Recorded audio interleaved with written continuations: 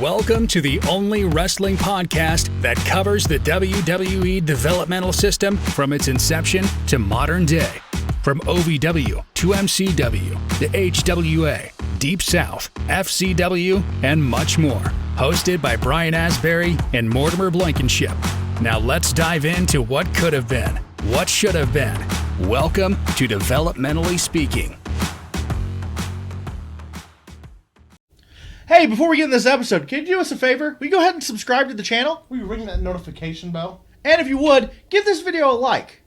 Well, enough of that mumbo jumbo. Let's get to the episode. Let's talk developmentally speaking, glow up, and connecting through wrestling. Hey everybody, I'm Morty. And I'm Brian. And on today's episode of Developmentally Speaking, we have Victor, the Space Lord. How's it going, Vic? I'm good, guys. Thanks for having me on the show today. Fantastic. Thank you for coming on. We do appreciate you taking time to come and speak with us about the developmental times and, maybe some other stuff. So, starting out, simple, easy question. What made you get into wrestling? When I was a kid, I just loved wrestling. I think I was probably about I think it was 5 years old when I moved to the small town that I grew up in, when I moved from Edmonton. And my neighbors, there was two boys, I think, different age. One was really close to my age. I was only like I said, 5 or 6 years old. And they watched wrestling. And so they kind of got me into it. And then we were always kind of wrestling in the yard and stuff like that. And then it kind of spread like that. My neighborhood had a ton of kids where I grew up. And a lot of people had trampolines, and I know one of my friends, we'd always go over to his place and sit there and wrestle on the trampoline and pretend we were whoever, you know what I mean, that we had just watched on TV that day on the weekends. And, it was funny because we used to run squash matches all the time on the trampoline because it was just cool, I get to be the Ultimate Warrior right now. And I've just run my Ultimate Warrior's moveset as 3 moves, and that was it. And then we'd take turns and stuff like that. And, kind of as I got older, even as through being a teenager and stuff, I know I fell off from wrestling for a little bit. And then when I was about 16 years old, one of my best friends growing up, all of a sudden he started renting all the pay-per-views and watching them again. So we would go over to one of my buddies' places and we would sit there and party and watch wrestling. And eventually we all started kind of doing the same thing again. We didn't have trampolines anymore, but we were all messing around and we got into the Monday Night Wars and we'd gotten into ECW, it was totally that time in the 90s. Oh, yeah. And when it came time, as I was, about to be 18, which in Canada, you're an adult and free to do what you want by then kind of thing. I just knew, I was nothing else I was really doing in the small town that I lived in was doing it for me. I just knew I wanted to get out of there and do something. And I think it was when I saw the Wrestling with Shadows, the Bret Hart kind of documentary, I kind of went out of my way to try to see if the dungeon was still around. And it just kind of happened that Stampede Wrestling started back up not too long after that came out. And a couple of my friends saw it on the news, on our local news type of thing, and gave me the number. And awesome. That was actually the first time I went to go call Bruce Hart about the school was the night Owen died. So it took a little while, but that was kind of, the start of it all, more or less. So how was it training in the dungeon? It was awesome. Just what an experience. Bruce was something else. But at the same time, what he taught me in wrestling was a lot of how to protect myself. But the dungeon, other than that, was just crazy. There was always something wacky going on. There's always fun, wacky people around there. I must have seen about 100 people really go through the dungeon in the first year that I was down there. It really blew me away. And that just everybody was such a character. Saw so many different types of people come through there. And just Stampede Wrestling attracted so many of the wild and wonderful, wacky people that were around in Calgary. And so it was always a really fun... It was always really fun crew that we were around, but in the dungeon too, we all worked really hard. And so for the few, I guess I was there for more than a few years because it was from about 2000 until 2000 and 7, I think, was when I was finally leaving to go to OVW, and the dungeon had kind of closed down because it had been sold. Like the house had been sold after Stu passed and everything. But I mean, I got to meet so many awesome people and learn from so many awesome people there, and just get such a wide range of experience that really prepared me for a lot within the wrestling world. And two, like I had trained there for about 3 years by the time I got invited to go train with Tokyo Joe and like TJ, like Tyson Kidd and Natty. And well, Natty actually came after us because Joe's old school, so he didn't like training girls at first. It was just because he was old school. He's like, he's kind of conscious of things changing in the world. And eventually, like Natty came and Harry would train with us, and there was a few other guys too. But like that was like a whole different ball game. That was Japanese training for like 5 days a week. So it was a lot. You know, I got like a great wrestling experience there. You know, starting out in Calgary, Alberta, and you know, I'm always thankful for that. Like so much of that stuff has stuck with me forever. It's half the reason that I have any ability within this business at all. Oh yeah, that we have a mutual friend in TJ. I met TJ back when MySpace was still around, and then we evolved into Facebook, and then I moved to Tampa, and then we met up and we grew from there. But like, trying to keep up with that man is ridiculous in anything. Yeah, he has a lot of energy, and he's always on the go. Like, and he always has something to say. I've never seen him short of words. No. Anytime I need advice, I'll go to him, and he'll, it's usually a paragraph. He's got every base covered.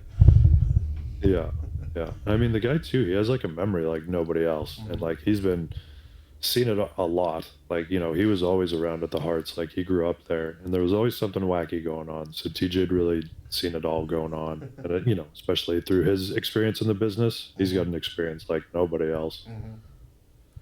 What made you make the move to OVW? So actually, my girlfriend at the time had gone down because we were all trying to do different stuff. Like, with those of us that had trained with Tokyo Joe and stuff, we were all kind of trying to go to Japan and go to England and branch out because it was really hard. There wasn't a lot close by in Canada. Like, there's little indies and stuff, but you would have to drive. Like, I mean, even when we do close shows with Stampede, like going to Edmonton was from Calgary. That's a 3 hours. That's a 3 hour drive. And there's not a lot in between. Like, we would do a lot of little towns and stuff like that. But even when we'd go to do those shows, like, you'd 4 or 5 hour drives, 6 hour drives. Like, Canada's just very, barren. Like, there's not a lot in between places. There's just so much space. So, just open land and everyone Tim kind of Hortons. just. It really, yeah, that's exactly what it's like. So, thank God for Tim Hortons. Yeah. But yeah, like, so it was, there was a lot of us who'd spent time there, and was just looking for different ways to get out, go do more stuff, learn more, try to get noticed, because back then the internet wasn't what it is now. We definitely don't have what we have, this day and age with the ability to be seen and kind of like put out your own product, do whatever you want. Like, we didn't have social media, any of that back then, right when I started. So it, all that kind of evolved, because even I think I was in OVW by the time MySpace kind of came out and that kind of stuff. But so, yeah, my ex had gone, and she went to OVW, and she'd done like a tryout there and stuff, and they invited her back to join Rip's class type of thing, which was paid, paid, not being a contract or anything, but it gave you the in to be at OVW type of thing. And so she got invited to do that, and I'm trying to remember the exact timing of it, but I know I'd gone to England, and I really liked it. I was planning to go back, and I think when I came back, I got hurt, and so I was just off for a while. And the girl at the time, I can't remember if she was planning to go down. I'm trying to remember how it all went, because she went down for a little bit, got hurt, came back, and then I think I was kind of rehabbing maybe at that point in time. And so when I think, or I could be wrong, that could have been years later. I just know I went back with her. That was what it was. Right. It was just, I think all in all, actually, that must have been later. Yeah, because I went out to England right after I got better from my knee injury. So I have a hard time remembering years. I'm really bad with time. I have no concept of it, other than I can see I'm getting old nowadays. But so, it was a place that I could go to that was breaking into the States. Like, I am an American citizen. I had dual citizenship. So I was able to come down to work. And so I'd been trying to do that for a while. I had gone and stayed with Ryan Danielson for a little while in Philadelphia, even before the OVW time. I think that was actually when I helped her move down to Louisville. And then I went out there. And so I was just kind of trying to get into America because I was like, America's got to be where somebody will see me wrestle, and maybe I'll make it, maybe I won't. You know what I mean? It was just, I knew I was kind of spinning my wheels being in Canada, and not because nobody was paying attention to us. WWE didn't come around Alberta much after like the Benoit death and everything like that. Like, they kind of stayed away and they kept pretty quiet around it. So I was just like, what am I going to do? So that was what did it, more or less. And then I spent 3 years in OVW, and I always describe it. It was one of the best of the hardest times I feel like I had in wrestling, but it was awesome. Like, and the people were awesome, and it was just, that itself was a great experience. So, I mean, I recall you in OVW vividly. I remember your look. I remember for some reason I always see an image of you, and I think it was, I may be wrong, but like Karn Alexander and Fang yes. on leashes, right? Oh yes. Yeah. So I had Fang in a bag, and Karn was on a chain leash. That's right. Yes, that was a lot of fun. Yeah, when I've actually kind of talked with Karn again recently. Yeah. It's interesting to see how he's grown up. Because, too, when I got to OVW, I was about 26 or 27, and a lot of the people there were a lot younger at that time. And I didn't kind of realize it at first until it started kind of setting in, where I was like, oh, man, I feel like an old man around here. But, yeah, the stuff with Karn and Fang was really awesome. Like, Karn itself, that was so funny, because I told him to just go get, like, a dog collar, just something easy. And he came back with like the heaviest chain he could carry. Yeah. And I was like, dude, he was so tiny back then. He was very thin. Yes. Very thin. He was very tall and thin. And I swear that chain probably weighed more than he did. But he took it well. I had a lot of fun with those two guys. Having Fang in the bag. I know I've talked with Chris Silvio a lot about that lately, because it was just too funny. To do. And he was claustrophobic, but still was like, fine to be in the bag. There was only a few times I think we had him out there for a match that was any longer than 5 minutes, so it was cool. Fang in the bag, I remember that too. Yeah. Karn is actually the first person to ever punch me in a wrestling show. Oh, really? Yeah, because he was in back then it was called SCW in Madison, Indiana. Supreme. Okay, yeah. And that was the show that's the show that I've been with almost my entire wrestling career as a manager. Oh, okay. And he the first show he was talking on a microphone, and I went up and ran my mouth to him, and he just popped me with that mic. It was so stiff. I was like, oh my god! I was like, wait, I thought this was wrestling. Oh my god! But yeah, that's funny. Yeah, Karn's a good guy. It was funny because when I met him, I didn't realize it was him, because the last time I'd seen him, he was the lanky guy, and now he's just brick. Yeah. I was like, whoa. Now he's finally gotten himself all huge and jacked and stuff, so he's filled out and become a man. It was funny. I can remember one time. I can't remember how. Like, maybe it was sitting in his bag or something, but he had like a picture that he'd drawn of like Pikachu or something like that. And I looked at it and I was just like, and it was like during that time where I was bringing him out, and I was like, I know we put it in the match somehow, where I think somehow we pretended like he dropped it, and I berated him and threw him out of the match or something like that. That's just like, it's like, you're a grown man and you have a picture that you drew of Pikachu in your pocket. Like, what is going on with you? Come on, kid. But now he works out. He's all jacked up, and he's wearing his Dragon Ball Z stuff. So, That's right. That's how it goes, man. It's funny. I mean, I still watch kids' cartoons too. They're just not Pokemon. Right. So, besides, you did Fang, you did Con. How was your whole run in OVW? I mean, it was awesome. Like, very well. Yeah. Yeah. I mean, it started out kind of weird because, like, I didn't know what.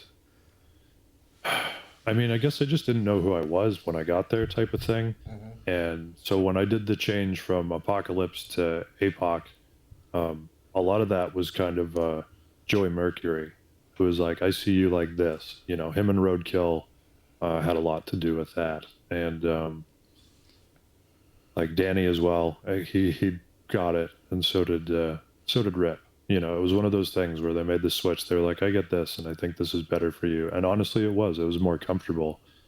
And, you know, from that point, this guy was kind of the limit while I was in OVW, because, you know, I went from doing next to, you know, just that kind of funny stuff to then doing very serious angles. Me and Von Lilas became Southern Tag Team champions for a while there, and we had a pretty good run where it was really odd because we were bad guys until one day we just opened the doors. One building, I always forget what the name of it was. It was like Campbellsville or something like that. It's about 3 hours away from Louisville, but it was this armory we used to always run. And, you know, our music hit, and Von Lilas like threw the double doors open to the gym, and all of a sudden the place like popped. It was one of our better crowds. Like, it was always one of our better towns. And he immediately shut the doors, and he just looked at me and he goes, what the hell was that? I go, yeah, I was kind of stunned too, because I'm like, that was a lot louder and a cheer. I was like, do they think we're somebody else? He was just like, I don't know. He's like, that sounded like a pop, like a babyface pop. I was like, yeah, we're not baby faces. He goes, well, here, let's check. And he opened the doors again, and the people popped, and we were like, oh, well, that's weird. And so we kind of became like the badass baby faces, even though we were still kind of killing people at that time. And like when we feuded, it was awesome. Like I loved kicking the crap out of him. You know, Von Lilas is still one of my best friends today. Mm-hmm. And like I have so many good memories of that. Like out of everything there, like I got to learn so much. I got to do so much. I just learned so much about even how WWE does stuff, because, you know, that was after they had kind of pulled out by that point in time. But Danny and all those guys, like they had so much knowledge, and they helped us out so much. They gave everything they could to us. Like, that's the reason, you know, even Al Snow still runs it today. It's because it's such, like, OVW is a real special place. Like, absolutely. I haven't been too many other, I mean, I really haven't been anywhere else that's special like that, you know? Like, none of the other developmental systems really had that, where they bought in somewhere and then, you know, left it, and the place is still running, you know, but OVW is still killing it all the time. So yes, I've always said that building was always always special. Yeah, I mean, all of them were, because like I would watch footage from the original stuff, like Danny's first building, mm-hmm. or even when they were running in Louisville Gardens. Like, by the time I got to kind of, I don't think we did Louisville Gardens obviously with WWE, but when I worked there, it was still kind of special to me just to be in a bigger arena there, just knowing that like I had started, you know, in the OVW arena there in Louisville. Did you get to do the Six Flags Summer Sizzlers? Did you get to be mm-hmm. At the Batman? Oh, I sure did. I had quite a run there. We worked, let's see. We had a few matches, because that was WWE still let some of the guys come down. Mm-hmm. So I know we actually worked with Punk. I think it was me and Von Lilas and maybe Jamin, because we had this weird storyline going on at the time. And so I think the three of us worked Joey and Punk. I know we had done a match with like Dreamer and Joey Mercury as well. And probably forgetting one more that I think I did there. But they were always so cool. I used to love that when we got to do those, because when I first got there and saw all the WWE guys going, I didn't get to go right away. For some reason, I can't remember. And so by the time the next year rolled around and I was there doing it, well, you know, we got to experience the whole thing. So it was awesome, because we had a lot of really good shows with that the summer series. Mm-hmm. Oh yeah. Oh yeah. Yeah. I remember going to I went to Kentucky Kingdom, didn't have any clue that was going on that day, and I just lucked into it. Like it was the back end of it. I don't remember what the match was, but it was the last match, and I just remember going, "Man, I missed this!" Like I couldn't believe it. I had no idea what was going on, but I just always remember the commercials. Well, during the OVW show, the Summer Sizzler series. It's just so cool. Yeah, Dean Hill doing the voice for it and everything. Oh, yeah, it was awesome. Yeah, I loved OVW. It was one of those places that's still always going to be special to me. So yeah, we talk about Dean Hill. We did an episode with Dean, and he was gracious enough to actually do a very small intro for us that we've used on a few things. But, it's just like you're watching Developmentally Speaking. It's like, oh my gosh, like it's so good. Like, yeah, man, he's such a voice there. Like I'd known him for a while by the time I saw the stuff with him and Jeter. And so when I first saw it, I was like blown away because the Dean that everybody knows, to see that happen was just like mind blowing. But so good, probably some of the best wrestling television I've ever seen in my life. Yeah, we agree for sure. He turns around and he flips him off again. Oh yeah, I quit. Fuck you. So good. It's so good. Oh man, that was good TV. God, that was good TV. I mean, it felt real. Like that's the thing. Like wrestling's really like not supposed to make you feel anything else, and that was one of those things that was like so like well done. That it's hard to tell that Dean Hill hated to do that. So I don't know how that's what wrestling. Yeah. There's no way Al kept a straight face. Yeah. That's the great thing I think about them. There's something magical about wrestling in that area, in general. Like it's something more about it. People, I think, just don't want to disbelieve already. So it just makes it more fun. It's easier to get into the moment with everybody. Like the people there, everybody gets it. I used to think these old ladies hated me, and then they would be outside hugging me afterwards. Yes. Saying the nicest things in the world to me, and understanding what was going on. So, but it was so good. Oh yeah. It's funny that you mentioned that. Like I've never really thought about that, but there is like a pocket of that. I don't know how to explain. From about I want to say Columbus, Indiana, down to Louisville, and probably a little bit farther south. I haven't worked a lot of Kentucky. I haven't worked any Kentucky really. I've worked Tennessee. I mean, Dyersburg is pretty good. Dyersburg, Tennessee. So I'm just like in that area, people still watch wrestling for wrestling, and I think that's exactly what you're talking about. Because like I've done wrestling shows up north, and they're just there to see the big moves and the and all that, and they're not there for wrestling. They're there for stunts. And so now that you mention it, like most of my career's been in southern Indiana and a little bit in Tennessee and a little north of it here, but it's been a lot of them that they'll boo the hell out of me during the show, and then after they're like, "Hey man, how's it going? You did a great job." But during the show they're just engulfed, and it's like watching a Marvel movie to these people. Yeah.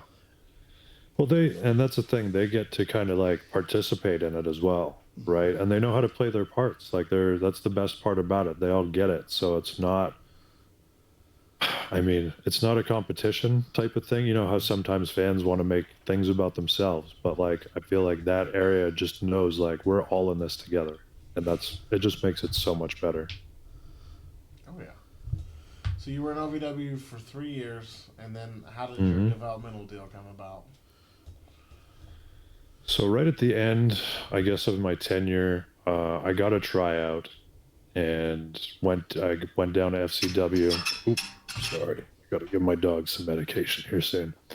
But I went down to Florida for a tryout, at FCW.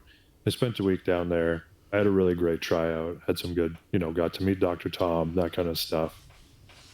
And then I went home back to Louisville for like a month. Yeah, I think it was like a month I was waiting to hear back. And there was a whole bunch of wacky stuff that kind of went on with it. Yeah. Regardless, I didn't get hired. So I went back to Canada because I was just like out of money. It just felt like I was spinning my wheels. And so I went back home to Canada for a year. And when WWE, they came down, I know like the Hearts had all been working, that was when like TJ and Natty and Harry were all together. And it was just kind of about the time they were coming up. Or no, sorry, they had been up for a while. My bad. They were tag champions actually at the time. But yeah, I went backstage. I was an extra for the 2 days. Didn't really do anything. It was just funny because like I knew everybody who was there. So it was like I'm sitting there with all the Canadian guys that I know, that are all extras and stuff. And just like I was in the office filling stuff out, and absolutely everybody that came in was just like, "Oh, hey, like good to see you," type of thing. Nothing went on other than that really for the 2 days, and then I had like the worst job interview ever. As all I did was go to say thank you to Johnny Ace and Ty Bailey at the end of SmackDown the next night, and kind of got pulled in. And Ty Bailey was like, "Here's your 5 minutes to tell Johnny Ace why to hire you." I was like, "Oh shit, all right." Like, I gave him a bunch of shitty reasons, I'm sure, because then he just gave. I mean, like he knew who I was. Like that was the thing, and like so when I got turned down before, I had a lot of people kind of pushing for me, and I guess it probably pissed him off because he didn't like taking advice from other people. And I know it was kind of funny because it went like Maria was there when I had this really great match with TJ at FCW. It was like my tryout match to send him. And so how that story went was, I'm trying to remember now. So, TJ and Harry were like working Crime Time or something like that at one of the shows. I guess Jericho was in Gorilla watching it, just and like, wow, these guys are having like a really cool match type of thing. And Maria happened to go to Jericho. Hey, I just saw TJ have this match with a really awesome guy. I guess he's from Canada too. And so Jericho had asked about me. He heard the story. And then him and Laurinaitis got into a fight about it, I guess, about not hiring me or hiring me. And so that was one of those things. So that's why I knew Laurinaitis knew who I was when I was brought back again. So I was just like, I just said, "Johnny, you know what I can do." Like, I didn't bring a package because, like, what, are you going to watch, like, the wrestling I did the last year on the Canadian Indies? It's like, I know you don't watch anybody's videos. So what's the point, dude? That was kind of what I said. But I was like, if you're going to hire me, it's because, I'm good. And I'm good. And I don't know what else to tell you. And then he just shit on me for, like, I don't know, 5 minutes. It was just like being in a boxing match where you're sitting there like, bam, bam, like no blocks, no guards, just getting torn apart. And I never forget this. I was like, I'm done. I was like, I'm going to walk out of this room and I'm done. I'm not wrestling anymore. I was sick of people and attitudes like that. And I just didn't want to deal with it anymore. Right. And so at the end of like him shitting on me, he kind of goes, "Kid, can you give me one reason why I should hire you right now?" And I was like, no, I can't. Like, I didn't miss a beat. Like, I was just already checked out. And I was like, no. I was like, you don't want to hire me. You just gave me reasons for the last 5 minutes why you think I suck and you don't want to hire me. So there's nothing I'm going to say or do in this moment right now that's going to change your mind. And I just sat there staring at him. And kind of looked at me, looked at the ground, looked back at me, looked at Ty Bailey, and he goes, "Hey, Ty, give this kid a job." And he, like, stood up. "Welcome to WWE, kid." Shakes my hand and he like walked out the door. So, what a prick! like what in the world? Just yeah. At that point in time, I wasn't a big John Laurinaitis fan, but working with him on the road was a completely different guy altogether. And even despite him having to step away right now, or in the last while because of whatever, he was one of the producers I really enjoyed working with when we worked with him because he cared about the match. Like he wasn't, I think if anything, he enjoyed, especially when he worked with us, because I think some people didn't think we'd have good matches with whoever we were working with. And he was one of the guys that enjoyed showing them like, no, these guys can work. Like these guys aren't the shits, they're worth something. And so, it was funny that my relationship with him completely changed because, like, too, while I was in developmental, I don't think I ever saw him.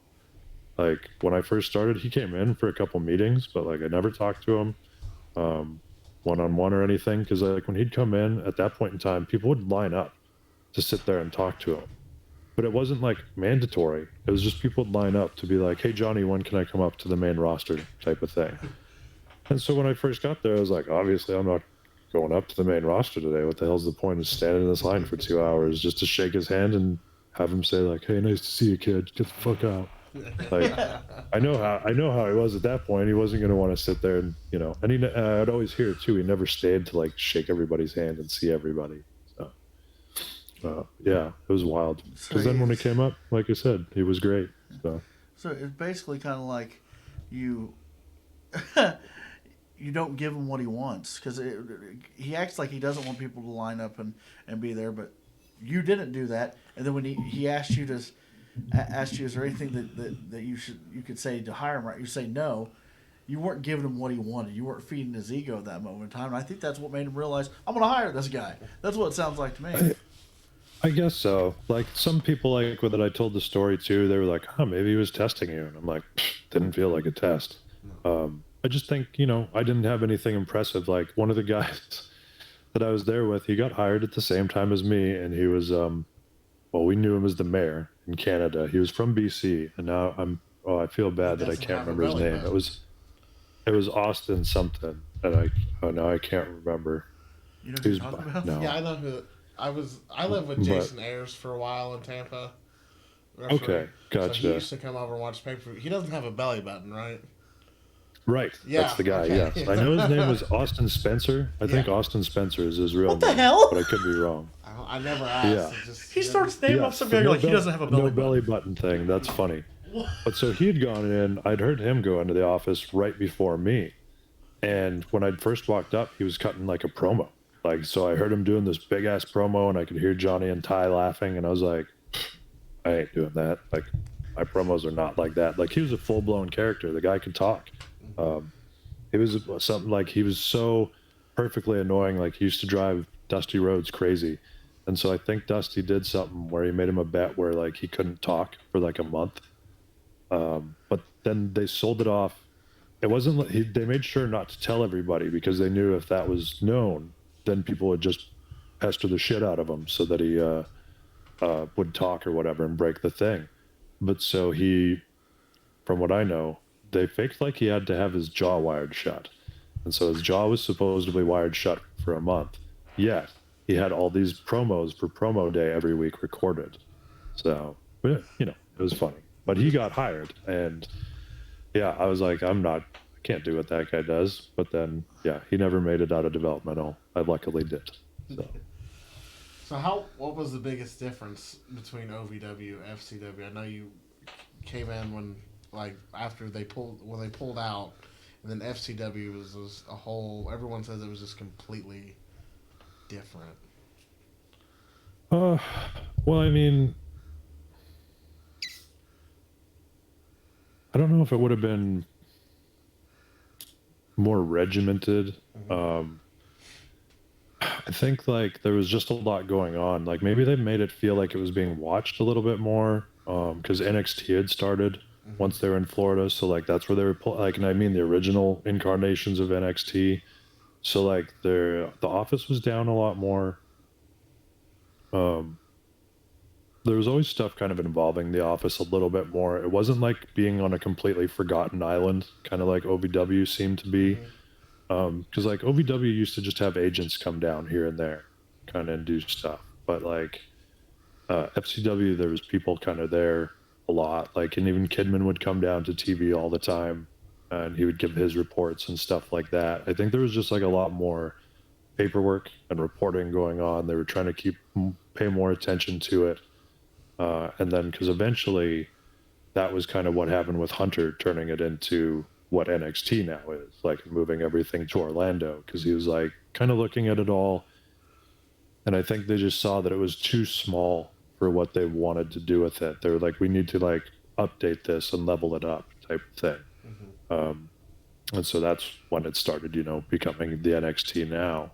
But like FCW wasn't that much different to me than OVW. It was just like there was more people watching.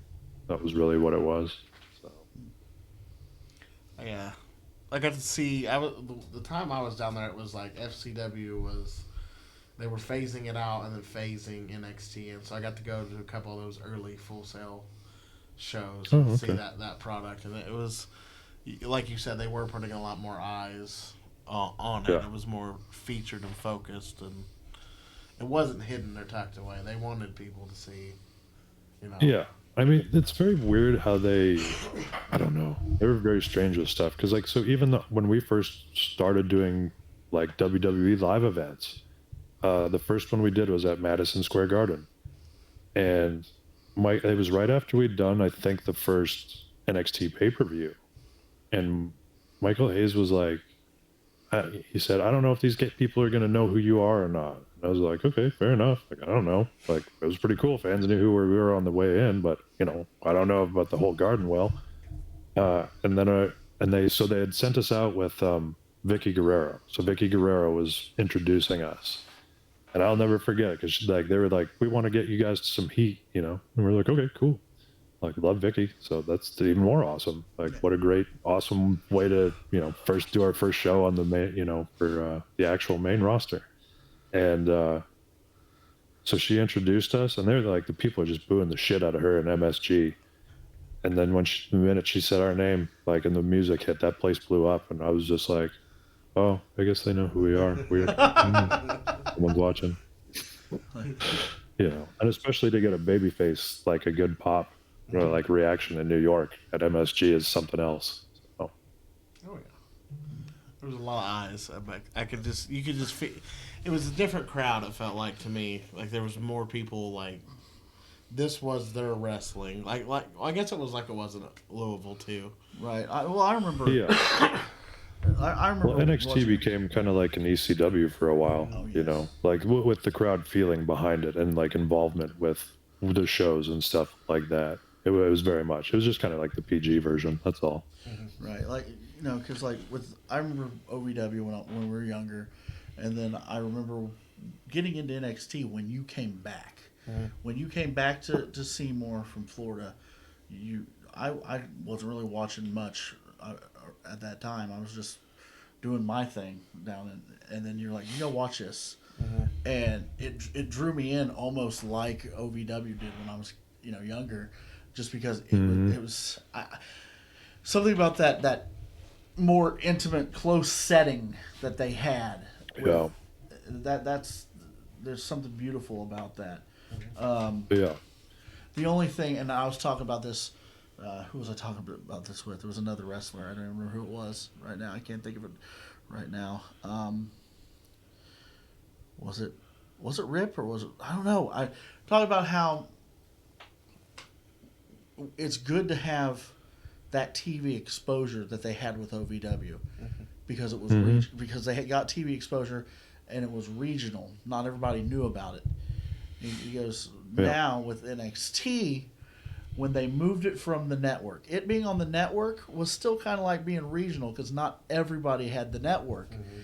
Once they put it on TV, it just made it another WWE show, basically. Yeah, 100%. So like it almost does it.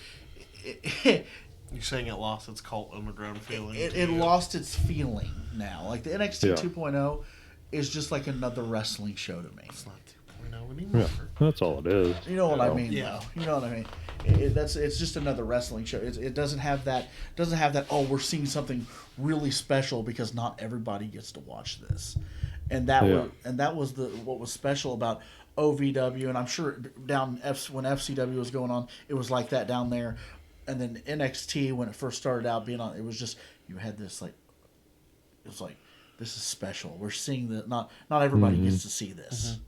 And I think that in itself can make being a part of that feel, I keep saying the word special, but make it feel more special than nowadays when you're there, you're in NXT, you're on your way to the main roster, but you're already on national television. People see you. Yeah.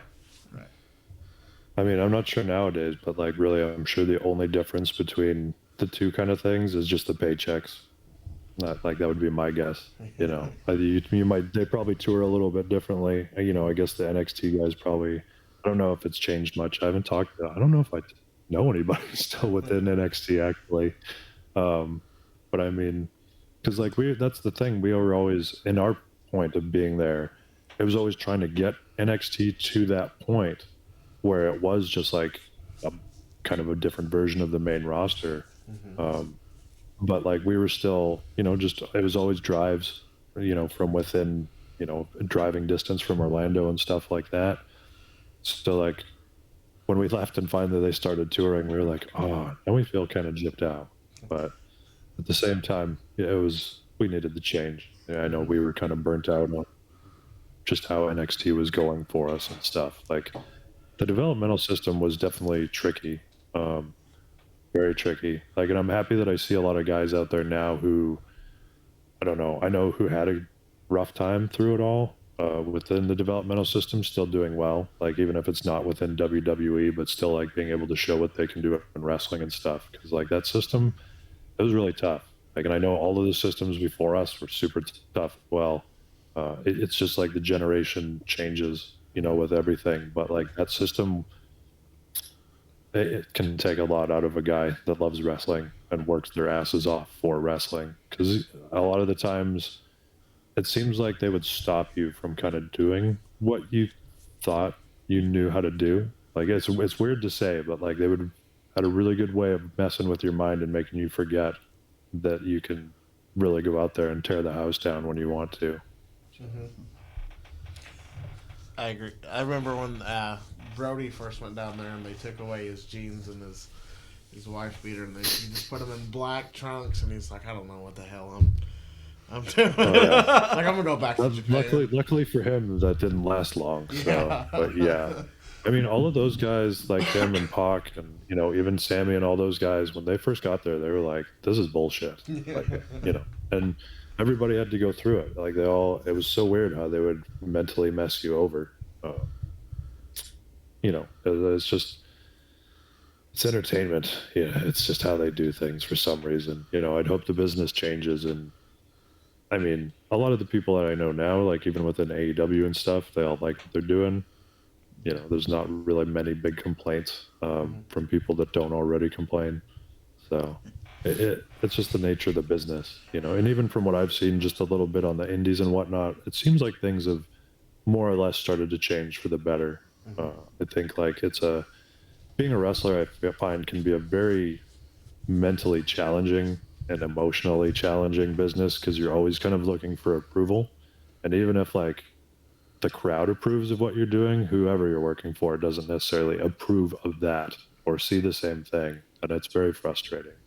Yeah, I can relate. I just got fired for the first time from a show. So first time in 12 years I got fired from a show. So I'm like, man, dang, what did I do wrong? Then I realized it's just because he didn't want to pay me my hot dog and a handshake. But anyway, yeah, you know, talking about that feeling, like, do you watch much of the NWA product right now? Here and there. I don't watch a lot of anything anymore. Unfortunately, I just don't enjoy it the same way. Like, and for a while I would keep trying and I'd either get mad or watching certain matches, I'd start to notice I got really worried about people. Right. And so like that would kind of make me mad too, because I'd be like, what the fuck are these people doing? Like, oh my God, I just saw people nearly die. Why?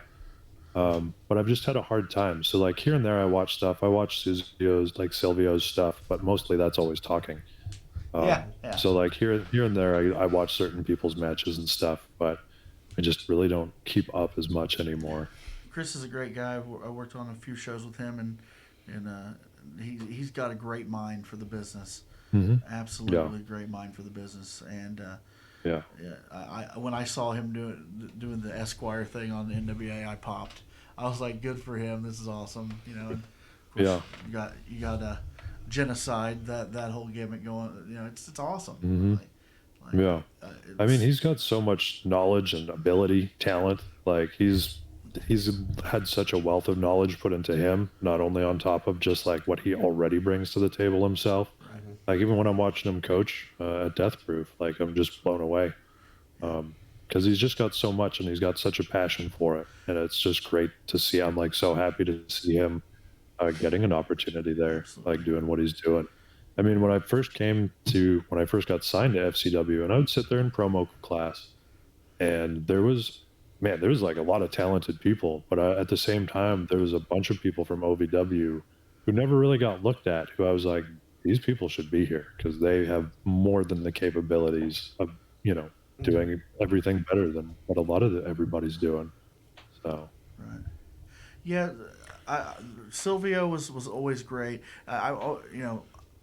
Looking back at the people that I just like to listen to them talk, you have, of course, you have Rip, you have Silvio, Brutal Bob Evans is another person that just he just cares about the business, and we there's that's kind of a dying thing now, and because I hate to say it, but you have a lot of these people coming up that it isn't the same business as it used to be, and yeah, that's true. I've seen a little bit of it back and forth so far, where like I started hearing odd things, I guess I would say, where like just the attitude had changed. But then from most of the students that I've worked with and seen and been around over the last few years, it wasn't as bad as I thought at all. Like the people that you expected to get something were far and fewer between than the rest that were still kind of putting their nose to the grindstone and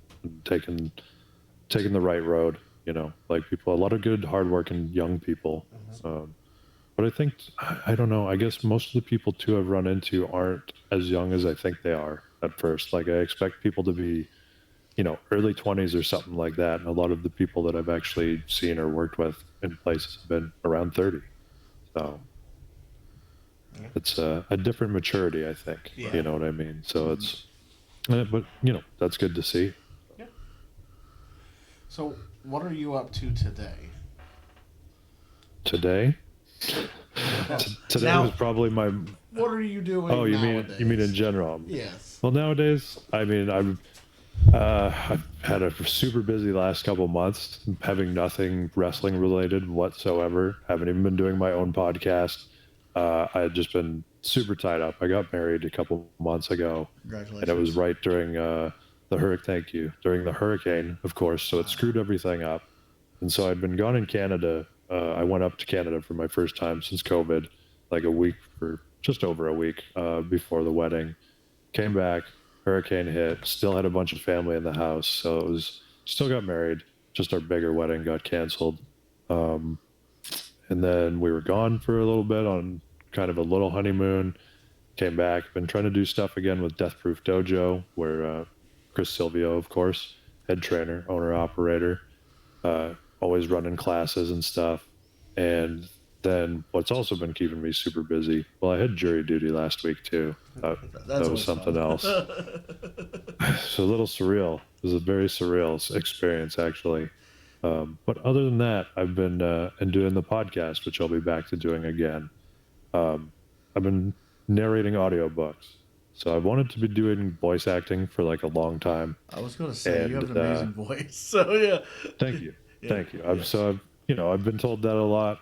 Sometimes I'm like, is it really? Well, I wouldn't say amazing, but like I did listen to myself do a 9-hour audio book, and I was like, it's not too bad for this. I'm not getting bored listening to it. I'm usually pretty picky. Like when I listen to audiobooks, if there's certain books that I really want to listen to or like read, and I'm like, I'll never get to this. Like I've got a stack of books now I still haven't been able to read, but if I can find them on audiobook, I'm all about them.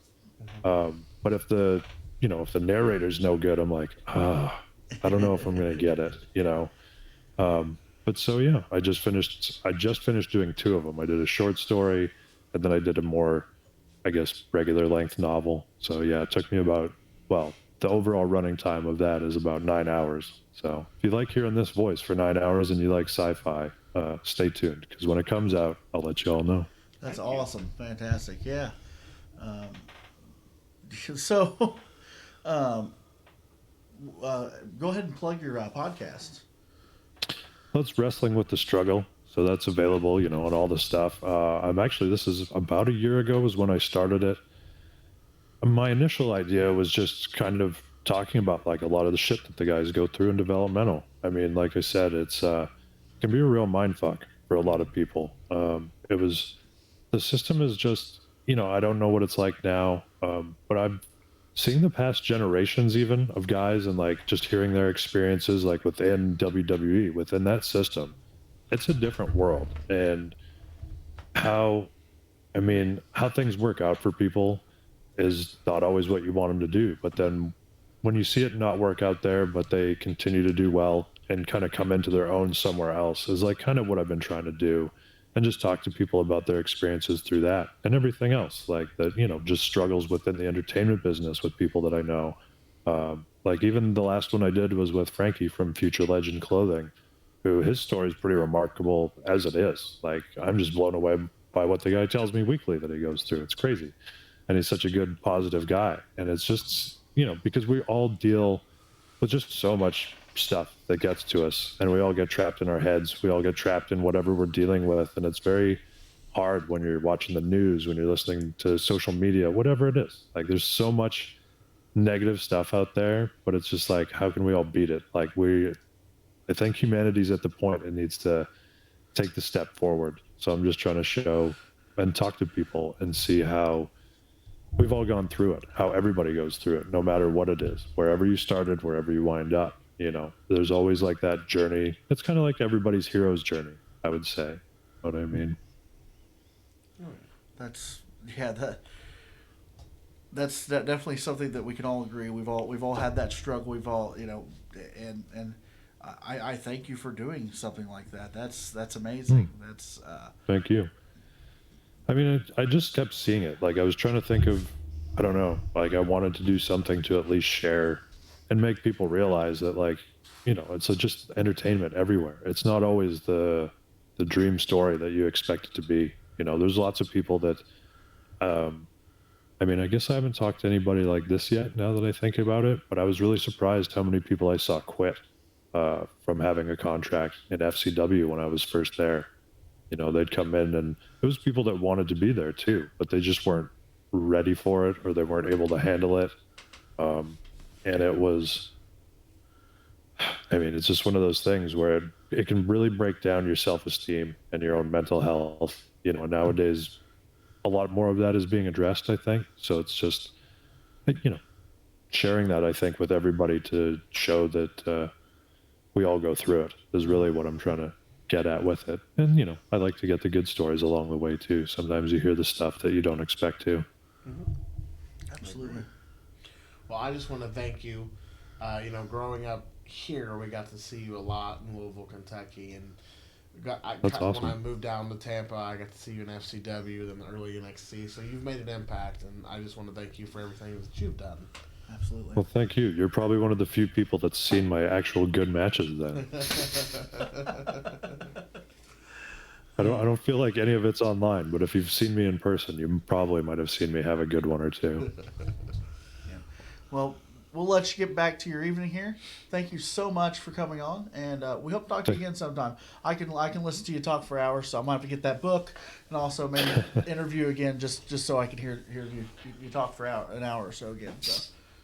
Sounds good. Thank you for having me, guys. Appreciate it. It's been fun talking to you. Thank you. I appreciate it. Have a great one. Thank you. Hey, everybody. It's Morty. It's Brian. And thank you for watching today's episode of Developmentally Speaking. If you could, please click that subscribe button. And don't forget to punch that bell icon so you can get notified whenever we go live or drop a new video every Monday. Well, thanks for watching, guys. And we'll see you on the next Developmentally Speaking.